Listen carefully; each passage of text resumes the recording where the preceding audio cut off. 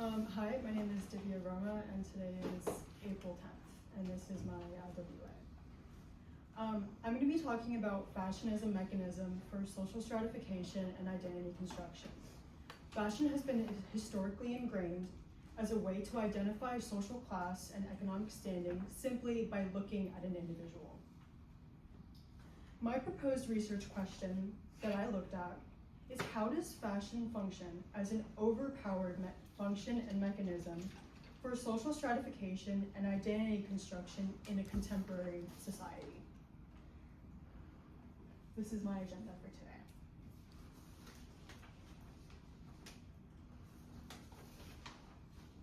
So what actually is social stratification? Social stratification is the hierarchical arrangement of individuals based on wealth, power, and status. Social stratification happens all around us. Historically, in the late 1800s, this could be described as wealthy families and slaves.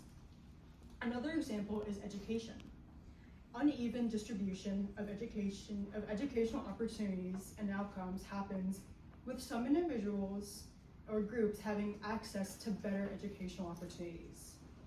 Scholars like Floya Anthias, who is a professor of sociology at the University of Greenwich, talks in her work about how these divisions in society shape mobility, or the ability to move between different levels of society. Fashion is a form of material culture, meaning the brands we wear can signal our social status. Someone walking through the halls carrying a Gucci bag is going to appear a higher social status than social and economic status than somebody who is walking with pretty much any other brand. This is because Gucci and other high-end brands have been marked by society as a symbol and brand for and of the wealth. Then comes the idea of fast fashion. The goal of fast fashion is not that it just appears a certain way, but that it gives people a low-priced option for clothing that moves quickly from designage to retail in order to keep up with trends. New fast fashion collections are continuously being introduced, and they often are aligned with the current fashion trends you see on your social media and that influence you to then go and buy similar styles. This is kind of the crossroad. This is when you either go to a Gucci store or you go to a more common staple store. While fast fashion has made trends more accessible to everyone, exclusivity remains a core issue of high fashion, reinforcing social barriers.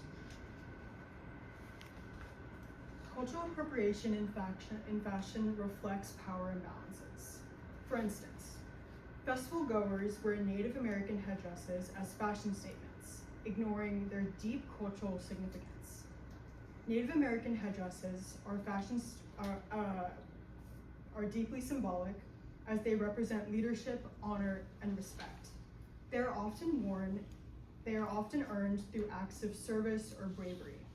The late Pierre Bourdieu, who was a French sociologist and public intellectual, repeats this idea of cultural capital and explains how the elite appropriate lower class aesthetics to maintain dominance. Luxury fashion relies on exclusivity and loyalty. Sherwell writer Connie Hilton emphasizes in her writing that the role of branding of luxury brands perpetuates the divide between classes and further deunites society. The economic barriers to high-end fashion reinforce the exclusivity of these products and prevent not just lower income groups, but the average individual from accessing symbols of higher status. Most high-end brands often use marketing and legal protections to prevent mass market imitations. They initiate trademark applications and have patents and copyrights for not just their name, but many of their products. This is to protect from potential infringements from common, staple, and fast fashion brands whose captive audience is the common American.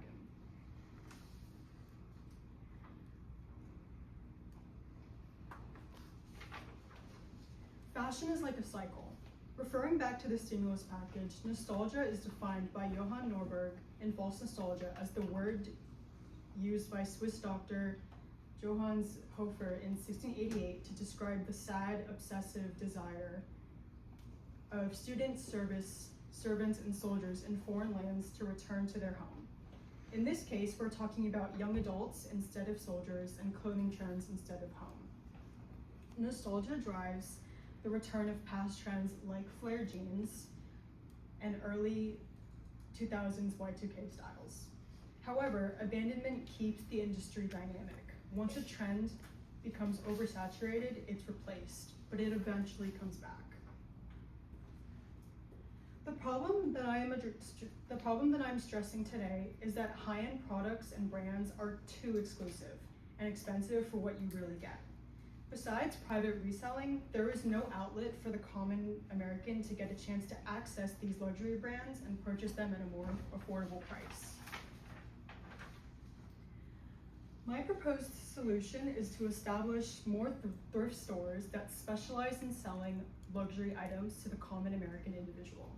There are already a handful of companies that do this, and while it makes an impact, it is not enough. However, it can be argued that those who wish to get rid of their expensively valued items can consign their items in order to receive compensation. This is a valid argument, but it does not take into account that the consignment stores still tend to charge very high prices that the common American still cannot afford. This is why a thrift type store would be the best solution for this issue.